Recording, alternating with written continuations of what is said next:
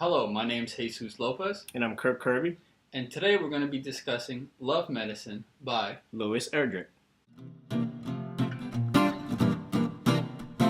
Louis Erdrich, born Karen Louis Erdrich, was born on June 7, 1954, at Little Falls, Minnesota.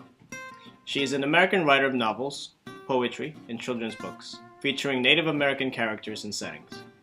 She is an enrolled member of the Turtle Mountain Band of Chippewa Indians, a band of the Anishinaabe, and also known as Ojibwa in Chippewa. Erdrich was born in Little Falls, Minnesota, the first of 7 children to Rolf Erdrich, a German-American, and his wife Rita.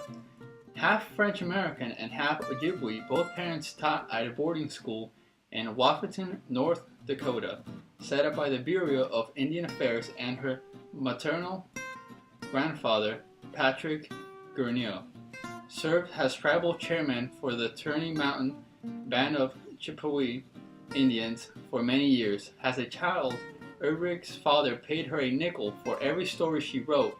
Her sister, Heidi, is a poet who also lives in Minnesota and publishes under the name Heidi E. Erdrich. Another sister, Lisa Erdrich, has written children's book and collection of fiction and essays. Erdrich attended Dartmouth College from 1972 to 1976 as part of its first co-ed class and earned the BA in English. There she met her future husband, anthropologist and writer Michael Doris. The director of the new Native American Studies program. Erdrich earned the Master of Arts in the Writing Seminars at Johns Hopkins University in 1979.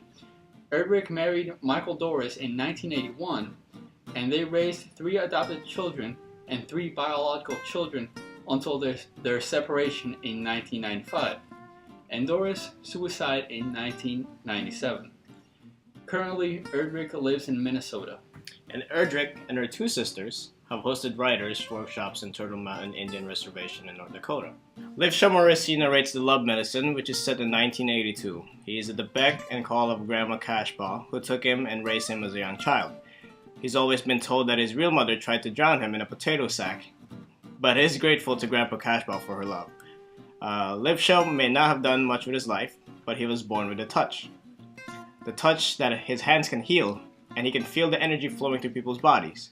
The only expectation to his ability to touch and heal is Grandpa Cashpaw, who is just too smart, too stubborn, and now too broken down and just plain old crazy. Livsha does not want to meddle in the mind of someone so smart, especially someone he loves, because he is unsure of his ability to change something so complex without causing harm. So Livsha has not even tried to heal Grandpa Cashpaw, and Grandpa Cashpaw has diabetes, and sneaks off to Lulu's to eat candy as well to see Lulu. Lehman's assessment of the situation is that Grandpa is using the craziness as a smokescreen so he can get some real thinking done without worrying about the day-to-day details of life. But Grandpa Cashpaw is nearly breaking down over it and about to explode from her desire wanting the man she loves to be sane and love her exclusively. As Livsha walks in on Grandma and Lulu going at it in the laundry room, Lulu's wigs pop off and her proud alien bald head is revealed. She isn't ashamed, but she is then agitated and they stop. Grandpa tells Lulu that the letter started the fire, not him, but without context she doesn't understand what he is referring to. Grandma and Livsha decide that Grandpa needs to stop being unfaithful. He needs to be true to Grandma. This is something that Livsha can't use his touch to remedy, but Grandma has an idea, the love medicine. This is the powerful ancient art of causing people to love one another by using tokens or powerful objects. Because they know that geese pair up for life, and Livsha has heard that the higher emotions such as love live in the heart, they decide that if Grandma and Grandpa each eat the heart of the paired goose, he will be tied to her. So Livsha sits out in the slough, hunting for a pair of geese. It is a cold day, and when he misses the shots of his first pair, he begins to get depressed. With his depression comes a lack of faith in the love medicine. Instead of doing what he knows he should, get fresh, still bloody hearts with all their power, he goes to the grocery store and buys frozen turkey hearts. He tells himself that the power of the love medicine was in the faith, not the charms. But he doesn't really believe it. So he tries to get the turkey hearts blessed first by a priest and then by a nun. However, everyone refuses. When he takes them home, Grandma eats hers raw. Immediately excited, Grandpa, however, has to be induced and then only rolls it around his tongue and refuses to swallow. Grandma Mary gets so mad she smacks him on the shoulder blades to get him to swallow, but he chokes on the heart and dies. Lipsha's touch fails to revive him, and his touch fails to work thereafter. Grandma nearly dies of shock, but is revived. Soon after the funeral, Grandma tells Lipsha that Grandpa has to come back for her, that the love medicine was too strong, and Grandpa couldn't leave this world without her. That night, Lipsha speaks to Grandpa and persuades him to go where he should and to find June, and it works. The next morning, Lipsha tells Grandma all about the stored turkey hearts and that Grandpa came back out of true love. Nothing to do with the false love medicine. Grandma cries and gives him the beads she holds for reassurance. Beads she had kept with her since receiving them from June. Love medicine is told from a first-person point of view. For example, one of the extras from the story. I know the tricks of mind and body inside out without ever having to train for it, because I got the touch. The story takes place in a reservation in North Dakota. The main characters, Mary and Nectar Cashpaw and Lulu Lamartine, are colorful, sympathetic people caught in a love triangle that endures for most of their adult life.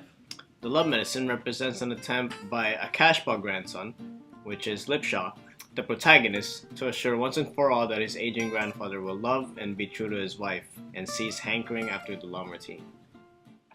So we're going to talk about conflict in this story, person versus nature to be exact. Lipsha says, "It hits me anyway. Them geese, they mate for life, and I think to myself, just what if I went out and got a pair? And just what if I fed some part, say the goose heart, of the female to Grandma and Grandpa ate the other heart? Wouldn't that work? Maybe it's all invisible and then maybe again it's magic. Love is a stony road, we know that for sure. If it's true that the higher feelings of devotion get lodged in the heart like people say, then we'd be home free. If not, eating goose heart couldn't harm nobody anyway. I thought it was worth my effort and Grandma Cashpaw thought so. She had always known a good idea when she heard one. She borrowed me Grandpa's gun." Nectar continues his almost lifelong affair with Lulu. Though mostly at this point in his life, his advancing age and his diabetes spur him to visit her more often for candy than for sex. Yet still, Mary is hurt by his unfaithfulness, though over the years she has had to face it many times. Her love for Nectar has never faded, and now that they're at the end of their lives, she wants him to dedicate himself only to her. Lipsha, their grandson, wants to help his grandmother fulfill her dream, keeping his grandpa at home. Known throughout the reservation as having a magic touch known as love medicine that inspires devotion and fidelity, he devises a plan to help his grandparents. Since geese mate for life, he plans on shooting a pair of mating geese, cut their hearts out, and feed them to his grandparents, believing that this will cause their love to blossom and bond. Though he shoots the geese, he cannot cut out their hearts, so he goes to the grocery store and buys geese hearts to feed his grandparents. Unfortunately, Nectar chokes on the heart and dies, yet Mary claims he continues to visit her after his death, a sign that the love medicine has worked. So very quick here, I want to address the symbolism and themes of the story. So with the humor in language that is arrestingly poetic, Erdrich portrays the fundamental human capacities for love, jealousy, devotion, generosity, greed, and despair within the framework of 20th century Native American culture. Erdrich is never judgmental about her characters. Alcoholism, infidelity, even criminality are a part of human experience. Her approach to the protagonist is one we would like to see in our physicians, such as being aware, thorough, empathetic, and tolerant. Well, thank you for watching, and we hope that this video has given you a good background on the short story Love Medicine. I'm Jesus. And I'm Kirk. And thank you for watching.